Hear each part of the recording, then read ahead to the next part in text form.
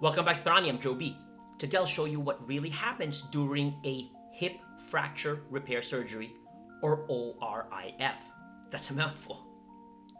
Let's dive in.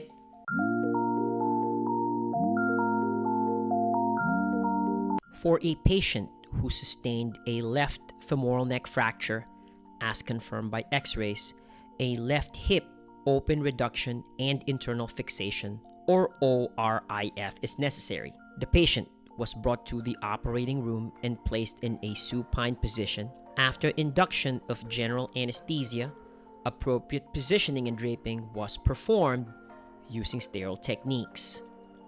The left hip was identified prior to skin incision. Then a longitudinal lateral hip skin incision was made from above to below the greater trochanter. The tensor fascia lata and sartorius muscles were identified, and the interval between the two muscles was used to access the fractured femoral neck. The ascending branch of the lateral femoral circumflex artery were clamped or coagulated to minimize bleeding during the procedure. A 2.4mm by 12-inch guide pin was inserted into the calci across the fracture into the inferior femoral head.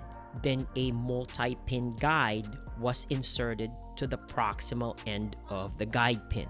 The multi-pin guide allows precision insertion of the two remaining 2.4mm by 12-inch guide pins into the remaining guide holes toward the middle and superior femoral head. The multi-pin guide was then pulled out, and a 6.7mm cannulated screw was inserted over the guide pin with power using a cannulated hex driver or a manual hex screwdriver. The procedure was repeated for the other two guide pins. Intraoperative radiographs are taken to confirm leg length and alignment.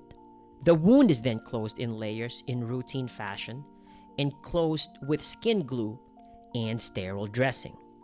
So do you want to know what happens during a shoulder Bankart repair surgery? If so, then watch this next video. Thank you so much.